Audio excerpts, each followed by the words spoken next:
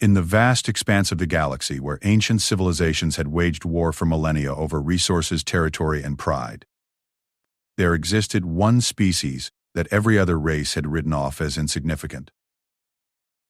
Humans.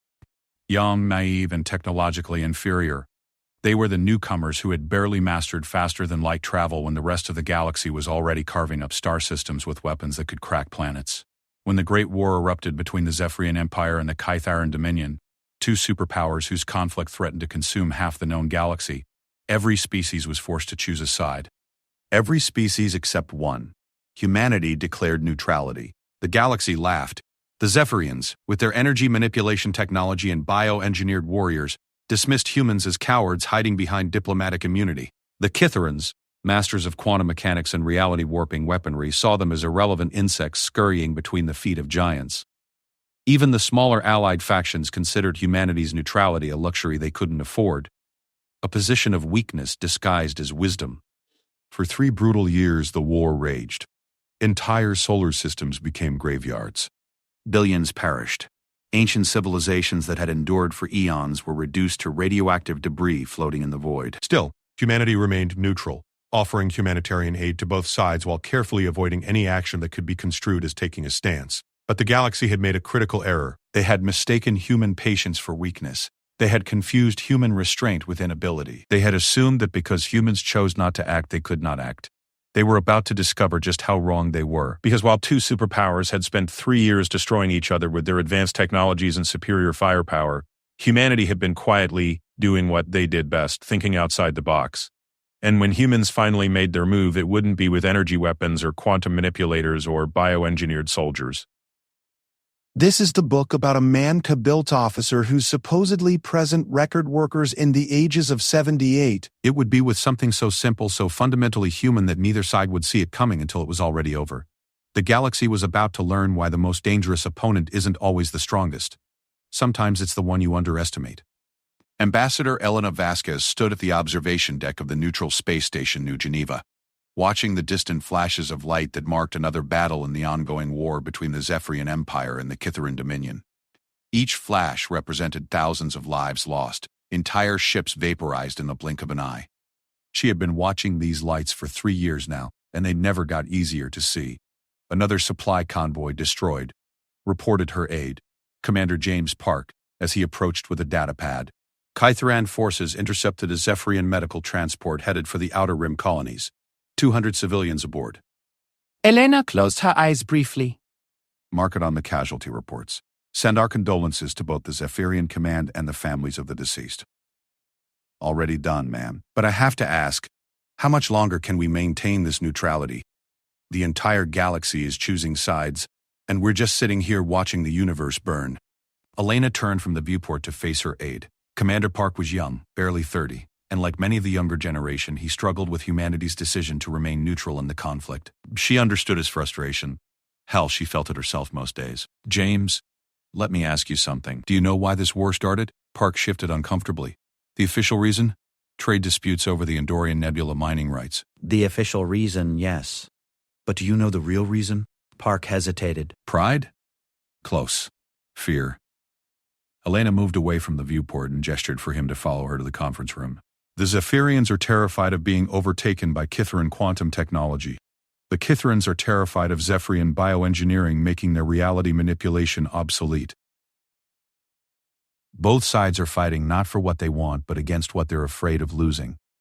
They entered the conference room where the walls were lined with screens showing various galactic news feeds. Every channel was covering the war from a different angle, but they all told the same story. 2 mighty civilizations locked in a death spiral, dragging the rest of the galaxy down with them. And where does that leave us? Park asked. Exactly where we need to be. Neutral. Watching. Learning. Elena activated the central holographic display which showed the current state of the galaxy. Red zones marked Zephyrian-controlled space. Blue zones showed Kytharan territory, and a small green dot in the middle represented human space neutral, protected by treaties both sides had signed, and seemingly insignificant compared to the vast territorial holdings of the two superpowers. The rest of the galaxy sees our neutrality as weakness, Elena continued. They think we're too scared or too primitive to pick a side. What they don't understand is that we're not neutral because we can't fight. We're neutral because we don't need to fight. Park studied the display, noting the positions of the various fleets in the battle lines that shifted daily. I'm not following, ma'am. Tell me, James. What's the first rule of warfare? Know your enemy? Good. And what's the second rule? Park thought for a moment. Choose your battles? Also good. But there's a third rule that most species in this galaxy have forgotten.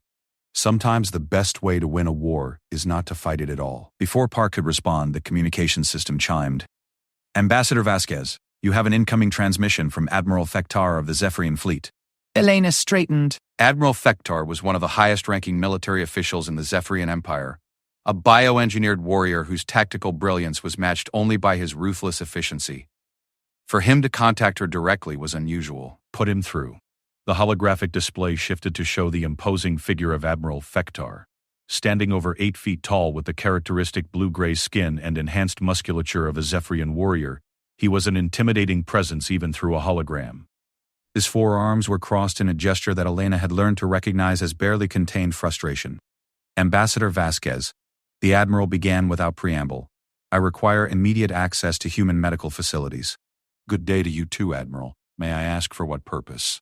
My forces have suffered heavy casualties in the Battle of Kepler Station. Kitharan quantum weapons have caused injuries that our bioregeneration technology cannot heal. We need access to human medical techniques. This was interesting. Zephyrian biotechnology was considered the most advanced healing system in the galaxy. If their own technology couldn't handle the injuries, it meant the Kytharans had developed something new. I'm sorry, Admiral, but you know the terms of our neutrality agreement. We can provide humanitarian aid to civilians, but we cannot assist military forces of either side. The Admiral's secondary arms twitched, a sign of agitation in Zephyrian body language. Ambassador, we are not asking you to fight for us. We are asking you to save lives. Lives that will then return to battle to take more lives, Elena replied calmly. I'm afraid the answer remains no. The Admiral's expression darkened. Very well. But know this, Ambassador. When this war is over, the Zephyrian Empire will remember who stood with us and who did not. The transmission ended abruptly. Park looked concerned. Ma'am, was that wise? Antagonizing the Admiral like that? I didn't antagonize him, James. I maintained our neutrality. And in about 30 minutes, we're going to receive a similar call from the Kitharans. Park looked skeptical. How can you be sure? Because Admiral Thektar's communication was not secured. The Kitharans will have intercepted it. They'll want to know what he wanted, and they'll want to make sure we're not providing aid to their enemy. 28 minutes later, the communication system chimed again. Ambassador Vasquez, incoming transmission from Quantum Admiral Zixandra of the Kitharan Dominion. Elena smiled at Park's surprised expression.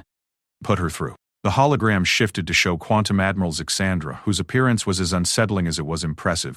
The Kytharans had evolved beyond fixed physical forms, and Zixandra appeared as a constantly shifting pattern of energy and matter, her true form existing partially in quantum superposition. When she spoke, her voice seemed to come from multiple dimensions at once.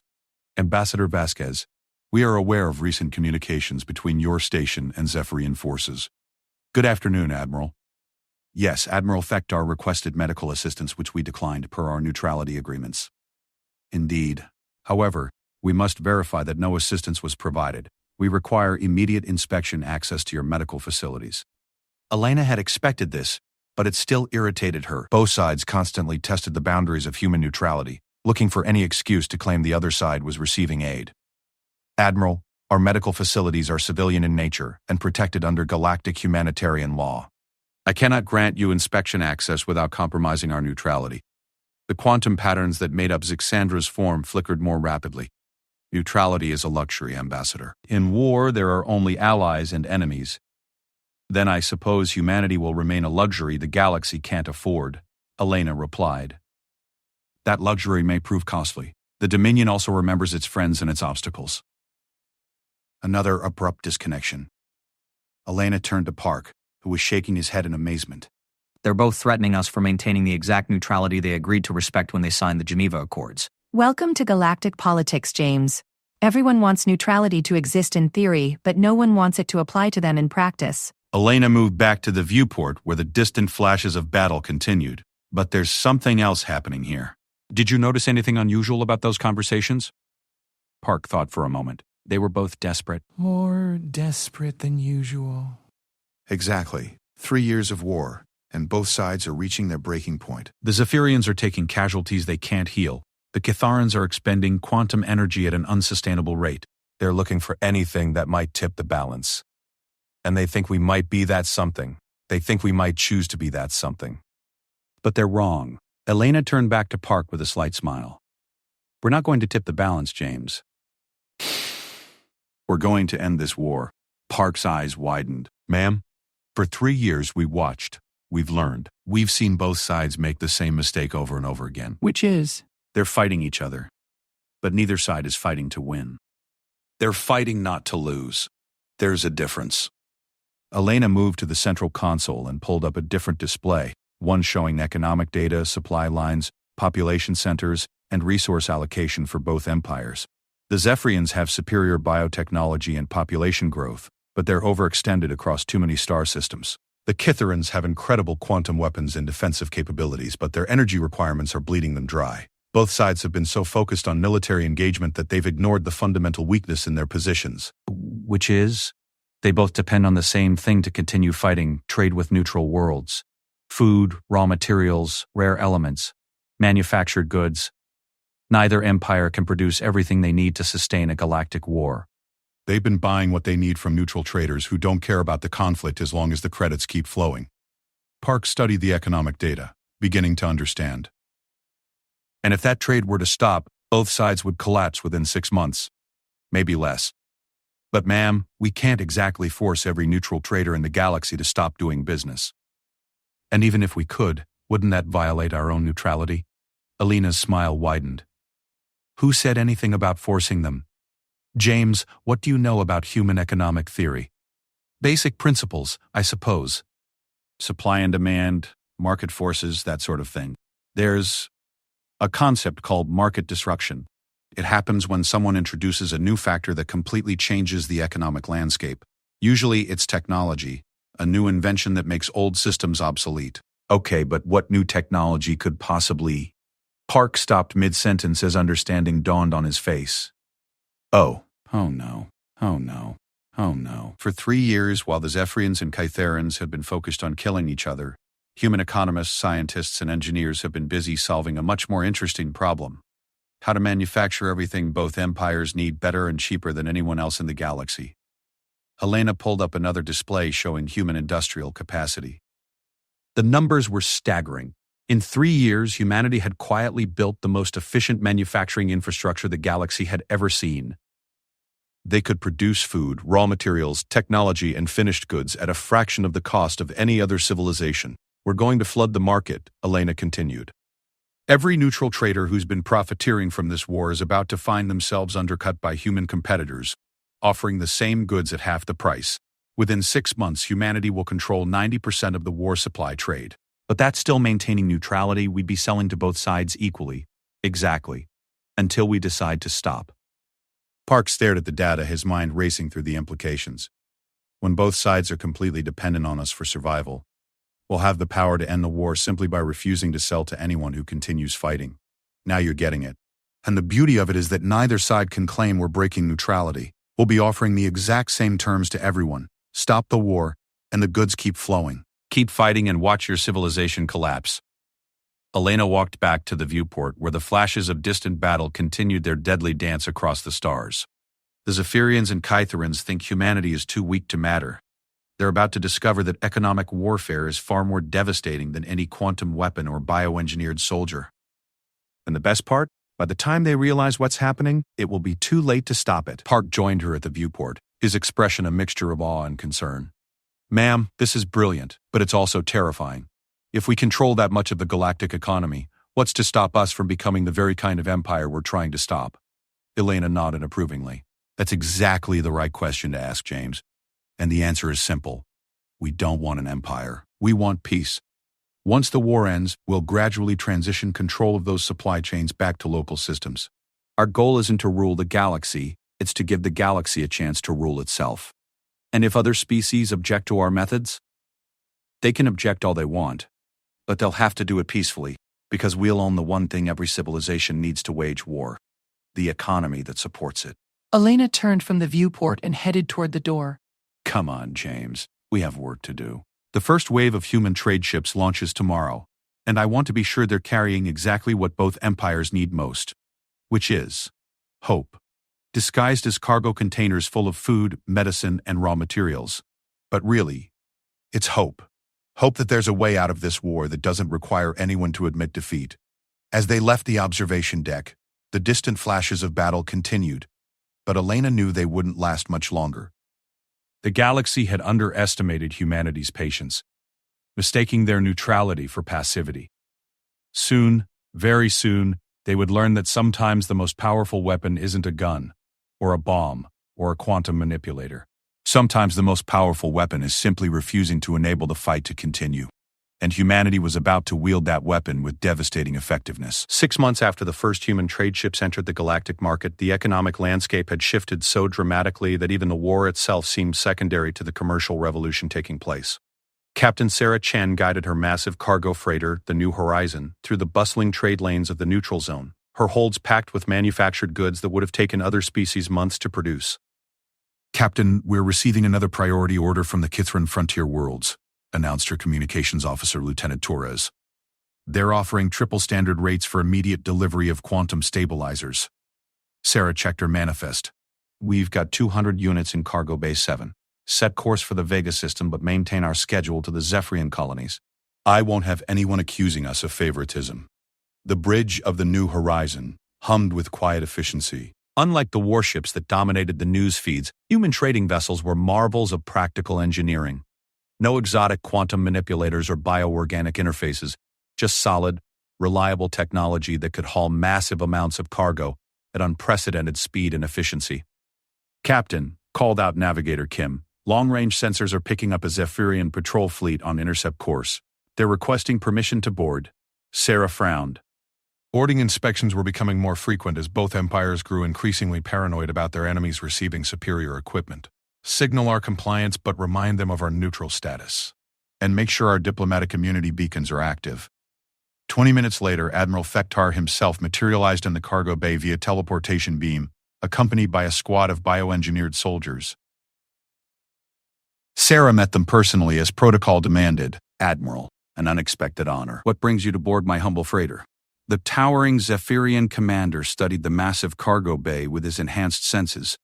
Mountains of shipping containers stretched as far as the eye could see, each one clearly labeled with its contents and destination.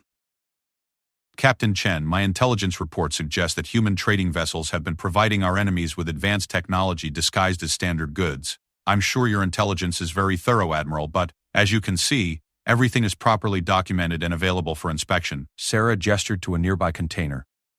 Feel free to examine anything you'd like. Admiral Fektar's secondary arms activated scanning equipment that analyzed the contents of several containers. His expression grew increasingly frustrated as each scan revealed exactly what the manifests claimed.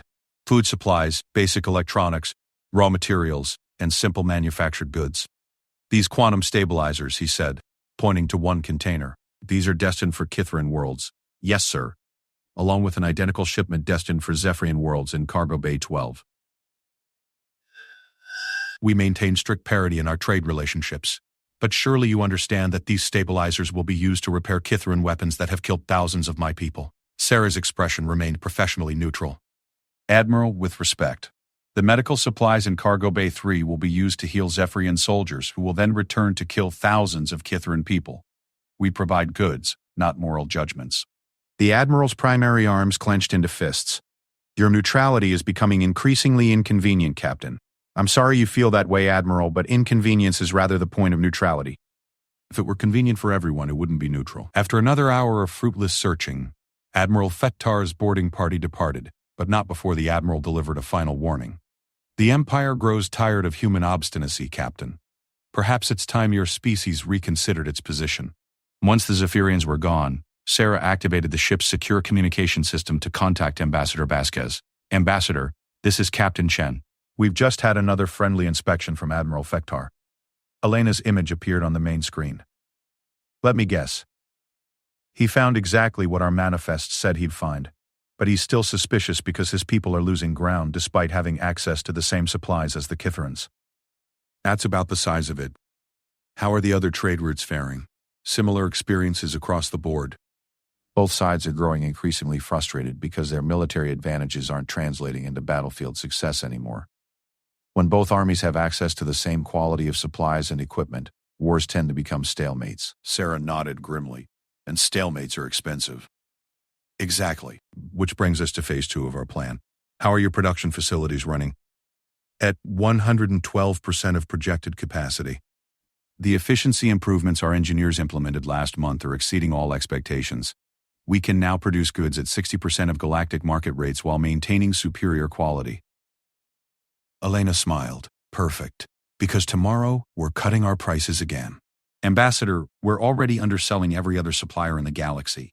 If we cut prices much more, we'll be practically giving things away. Sarah, let me ask you something. How much does it cost to manufacture a quantum stabilizer using human automated production methods? Sarah consulted her data pad. Roughly 12 credits per unit, including materials and energy costs. And what are we charging for them? 50 credits per unit. And what was the galactic standard price before we entered the market? 130 credits per unit. Elena's smile widened. So we're making a 300% profit on goods we're selling at less than half the previous market rate. When you put it like that, it does seem like we have room to maneuver. More than room, Sarah. Tomorrow, we're dropping our prices to 30 credits per unit across the board. Every human trading vessel in the galaxy will receive the new pricing structure simultaneously. Sarah whistled low. Ambassador, that's going to bankrupt every non-human supplier overnight. That's exactly the point. By the end of next month, humanity will control 95% of the intersystem trade that keeps this war running. And once we have that control, we can end the war by closing our order books.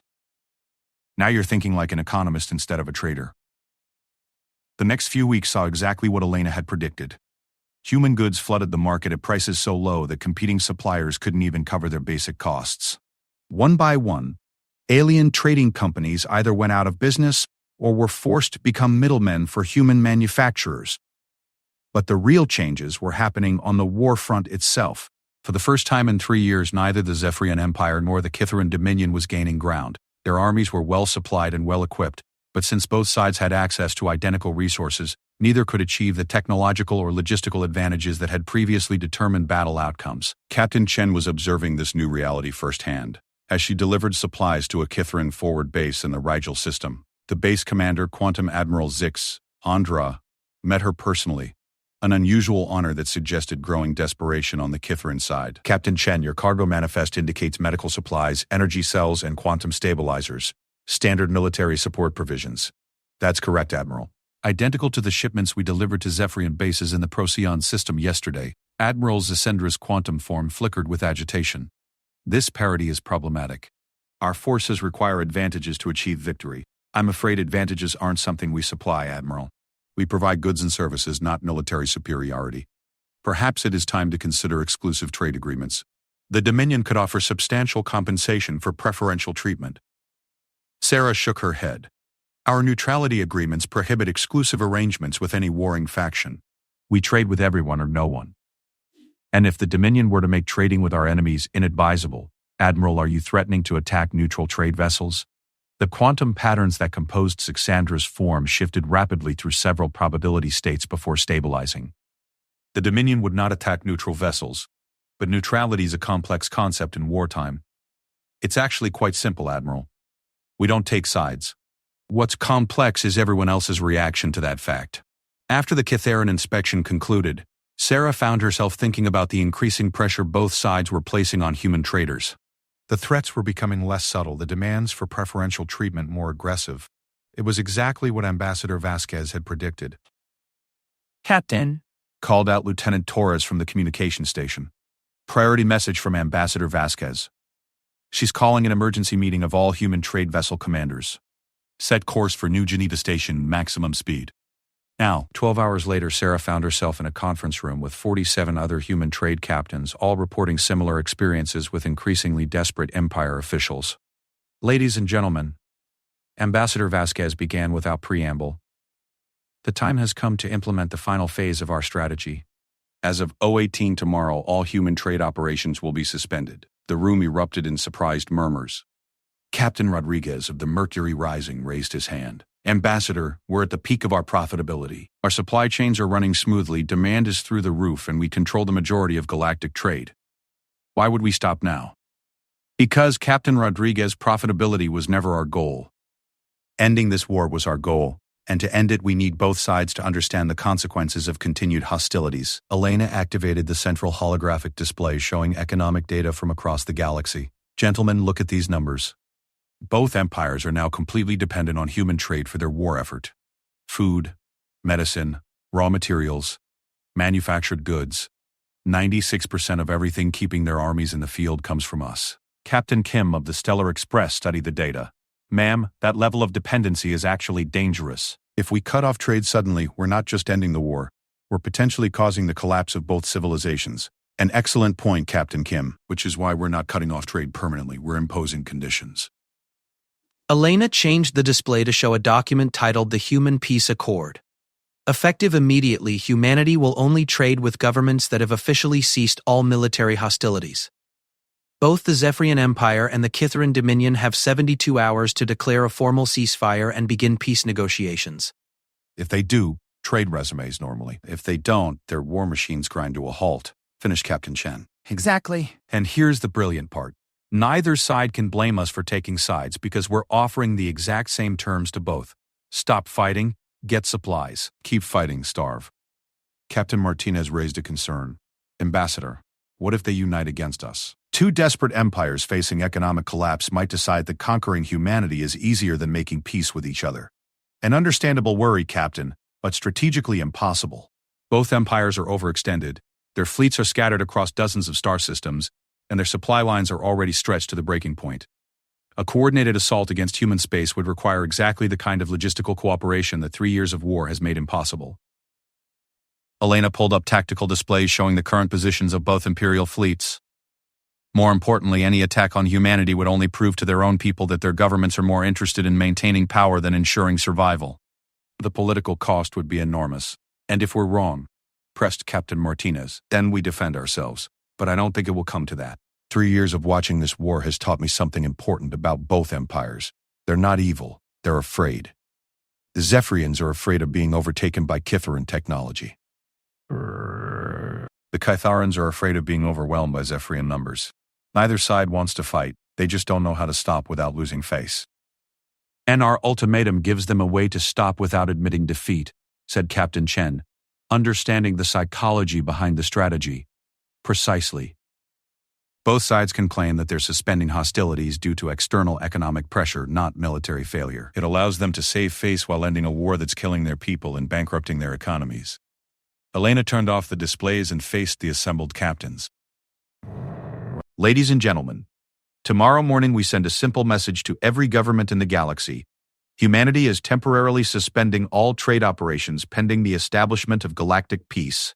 Any government that declares a ceasefire and begins good faith peace negotiations will immediately resume full trade relations with human suppliers. And if they refuse, asked Captain Rodriguez, then they'll discover just how much their civilizations depend on us. Food shipments stop. Medical supplies dry up.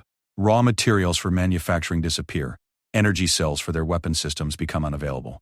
Within a month, both empires will be facing internal rebellions as their people demand to know why their leaders are choosing war over survival. The captains exchanged glances.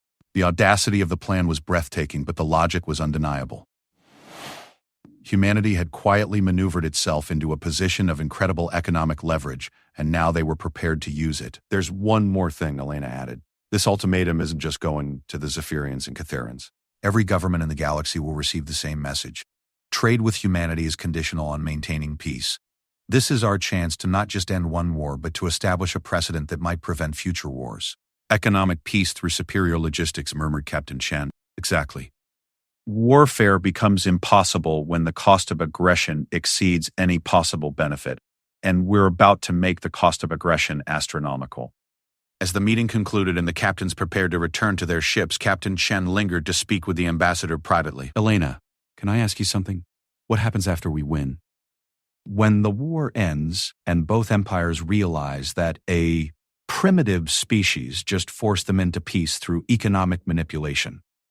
Elena considered the question carefully. That's the real test, Sarah. Success will depend not just on ending this war, but on what we do with our position afterward. We'll need to be very careful not to become the kind of dominating force we just defeated. Any ideas on how to manage that? Actually, yes. Once peace is established, we gradually decentralize our economic control. We help other species develop their own efficient production capabilities. We share our manufacturing techniques and supply chain innovations. The goal is to create an economic environment where cooperation is always more profitable than conflict. Sarah nodded slowly. Turn the galaxy into a massive free trade zone where war becomes economically impossible. Now you're thinking like a human economist. Competition through innovation instead of domination through force. As Captain Chen prepared to leave, Elena added one final thought. Sarah, tomorrow we find out whether the galaxy is ready to choose prosperity over pride. I think they'll make the right choice, but if they don't, then we'll find out just how committed we are to our own principles. Exactly. The next 72 hours will determine whether humanity becomes a galactic peacekeeper or just another empire with better marketing. As the New Horizon departed New Geneva Station, Sarah Chen found herself hoping that the galaxy would choose wisdom over warfare. Because if they didn't, humanity was about to discover that having the power to end a war also meant having the power to start one. And that was a responsibility she wasn't sure any species was ready to handle. The silence was deafening. For the first time in 3 years, the observation deck of New Geneva Station showed no distant flashes of battle, no energy weapons lighting up the void, no exploding ships creating brief supernovas against the darkness of space. Just stars, ancient and peaceful as they had been for billions of years before intelligent life had learned to wage war among them. Ambassador Elena Vasquez stood at the viewport, watching the steady stream of vessels approaching the station. Not warships this time, but diplomatic transports, bearing the flags of both empires. The 72-hour ultimatum had expired exactly 18 hours ago, and the response had been swift and unprecedented. Ambassador. Commander Park approached with the latest reports, his expression a mixture of amazement and relief. Both empires declared simultaneous ceasefires at hour 67. The Zephyrian Empire announced the suspension of all military operations pending economic stabilization talks, while the Kitharan Dominion cited necessary resource reallocation discussions as their reason for ending hostilities. Elena smiled, face-saving language. Perfect. Neither side has to admit they were forced into peace, and both sides get to claim they're being pragmatic rather than defeated. The diplomatic response has been even more remarkable, ma'am. We've received formal requests for peace mediation from both empires, plus 17 neutral governments wanting to participate in the talks. The Andromedan Council has volunteered to host the negotiations, and the Galactic Trade Commission is requesting an emergency session to discuss economic cooperation frameworks. Any negative responses? Threats of retaliation? Accusations of economic warfare? Park consulted his datapad. Surprisingly, no. There have been some grumbling editorials in Zephyrian military journals about underhanded human tactics, and a few Kitharan philosophers have published essays about the ethics of economic manipulation, but nothing officially hostile. If anything, most governments seem relieved. Elena nodded thoughtfully. 3 years of watching their neighbors destroy each other will do that. Every neutral world has been living in fear that the war would eventually consume them too. Our ultimatum didn't just end the fighting. It gave everyone permission to hope for something better. The communication system chimed. Ambassador Vasquez, you have a joint transmission request from Admiral Fektar and Quantum Admiral Zixandra. Joint transmission? Elena raised an eyebrow. That's interesting. Put him through. The holographic display showed both military leaders standing side by side, a sight that would have been impossible just days ago. Admiral Fektar's massive frame dwarfed the flickering quantum patterns of Admiral Zixandra, but both bore expressions of grudging respect. Ambassador Vasquez, Admiral Fektar began. We come to discuss terms. Good afternoon, Admirals. I'm pleased to hear that both empires have chosen the path of wisdom. What terms did you have in mind? Quantum Admiral Zixandra's form shifted through several probability states before stabilizing. We require guarantees. Our peoples must understand that peace will not mean economic starvation. A reasonable concern. I can assure you that normal trade relations will resume the moment formal peace negotiations begin. In fact, we're prepared to offer both empires preferential reconstruction aid packages to help repair the damage from 3 years of warfare. Admiral Fektar's secondary arms gestured in what Elena recognized as surprise. You would aid in our reconstruction? Even after we threatened your neutrality? Admiral, our goal was never to punish your empires. Our goal was to end a war that was consuming the galaxy. Now that the war has ended, we want to help ensure it never starts again. And how do you propose to accomplish that? Asks Zandra. Elena activated a display showing the proposed peace framework that human economists and political scientists had been developing for months. Through economic interdependence, we're proposing a galactic free trade confederation that makes all member worlds more prosperous through cooperation than they could ever become through conquest. The display showed detailed projections of economic growth, resource sharing, and technological exchange. Under the proposed system, every world would specialize in what they did best while trading freely for everything else. The economic benefits were staggering compared to the costs of maintaining military forces for territorial expansion. Consider this, Elena continued. The Zephyrian Empire has the most advanced biological sciences in the galaxy. The Kitharan Dominion has unparalleled quantum research capabilities. Instead of using these technologies to build better weapons, imagine using them to solve galactic challenges: food production, energy generation, medical advancement, space exploration. Admiral Fektar studied the projections. These numbers suggest economic growth of over 300% within a decade. Conservative estimates, Admiral. When civilizations cooperate instead of compete militarily, the resources freed up for productive purposes create exponential growth.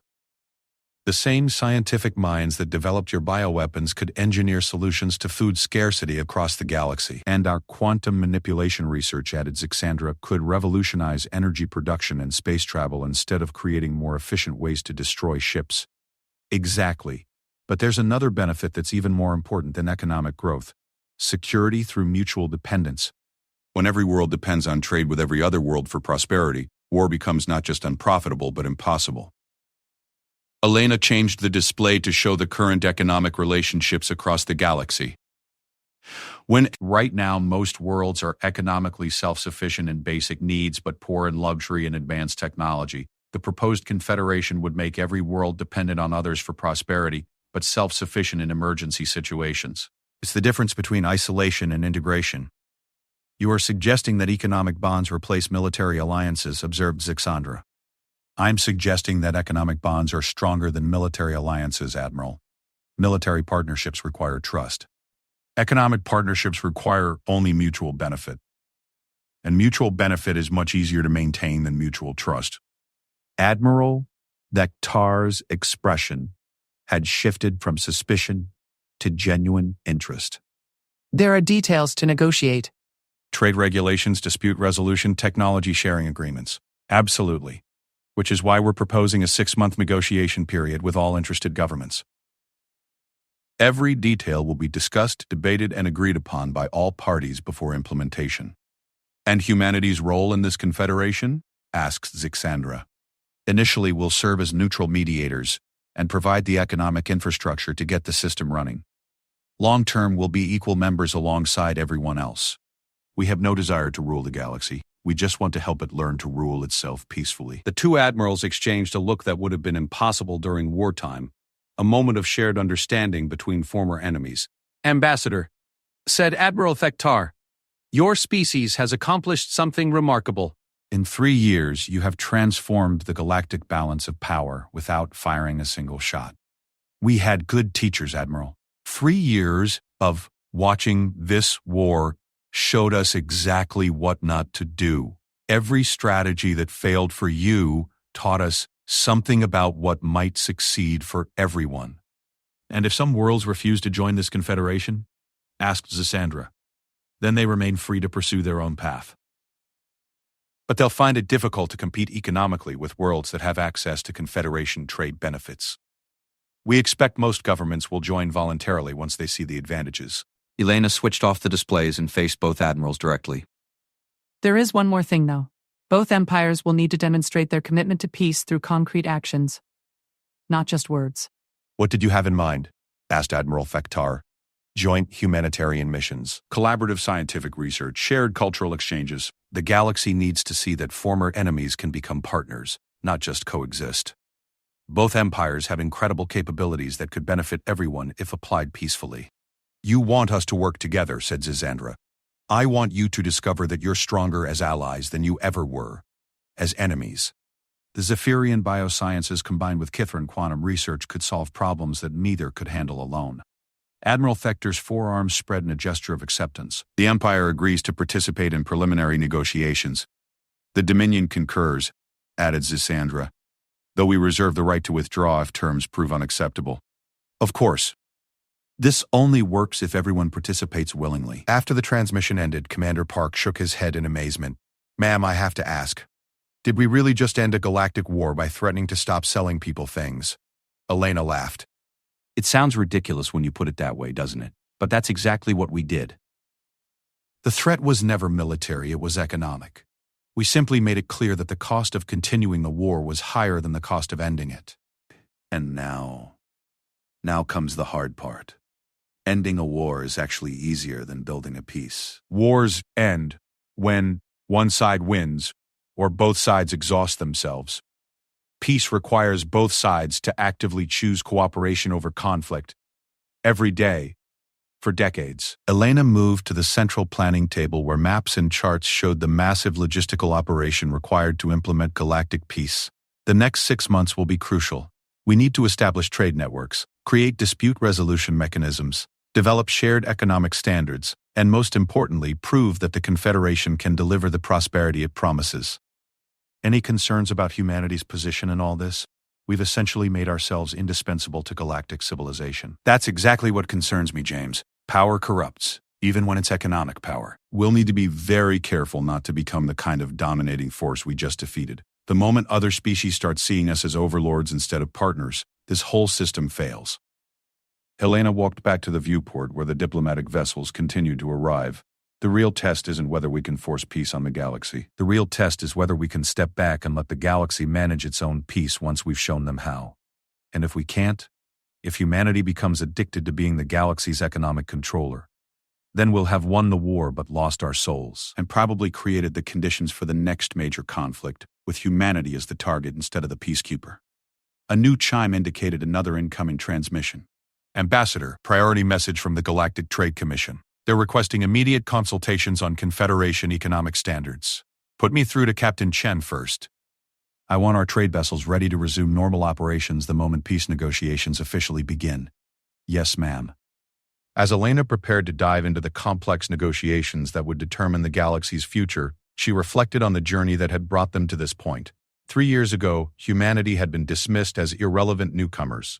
Now they were the key to galactic peace. It was a responsibility she hadn't asked for, but one she was determined to handle wisely. Commander Park, I want you to prepare a report for Earth Command. Full details on our position, our capabilities, and our plans. The home system needs to understand what we've accomplished and what it means for humanity's future. What should I emphasize in the report, ma'am? That we've achieved the ultimate strategic position. We're too valuable to attack and too beneficial to oppose. Every world in the galaxy now has a vested interest in keeping humanity prosperous and peaceful. It's the closest thing to perfect security that any species has ever achieved. And the risks?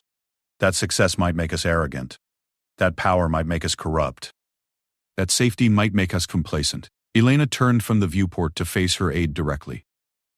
James, I want you to remember this moment. Right now, we're the heroes of galactic peace. But heroes can become villains very easily if they forget why they became heroes in the first place. Understood, ma'am. Anything else? Yes. Include a recommendation that Earth establish a permanent oversight committee for galactic operations. Someone needs to watch the Watchers, and it should be other humans who remember what we were like before we had this kind of power. As the day progressed, reports continued to arrive from across the galaxy. Trade resumed on every major route. Reconstruction efforts began on war-damaged worlds. Scientific cooperation agreements were signed between former enemies. Cultural exchange programs launched between species that had been killing each other just days before. But the most significant report came from an unexpected source: the Outer Rim territories that had been devastated by 3 years of warfare. Refugee populations that had fled the fighting were beginning to return home. Worlds that had been stripped of resources were receiving aid shipments from former enemy territories. Children who had grown up in wartime were experiencing peace for the first time. Ambassador, Commander Park announced with genuine emotion in his voice, preliminary casualty reports suggest that our ultimatum prevented an estimated 12 million deaths that would have occurred if the war had continued for another month. Alina felt the weight of that number. 12 million lives. Families that would remain intact. Children who would grow up with parents. Worlds that would rebuild instead of burning. James, make sure that number gets included in our report to Earth Command. 12 million people are alive today because humanity chose to act. That's worth remembering. Yes, ma'am.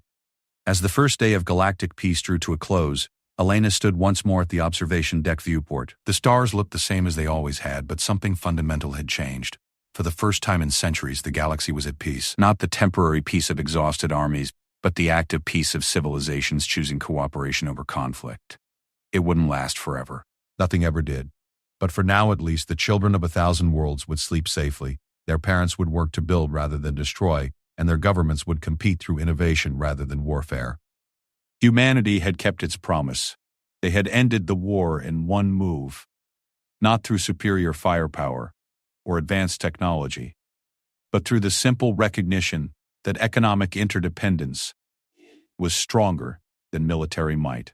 The galaxy had learned a lesson it would never forget. Sometimes the most powerful weapon isn't a gun or a bomb, but a closed-order book and an empty cargo hold. And sometimes the species you underestimate is the one that changes everything. Elena smiled as she watched a joint Zephyrian-Kytheran research vessel dock at the station. Former enemies now working together to explore the galaxy they had nearly destroyed. It was proof that peace wasn't just the absence of war, but the presence of hope. Humanity had given the galaxy that hope. Now it was up to the galaxy to make it last. The war was over.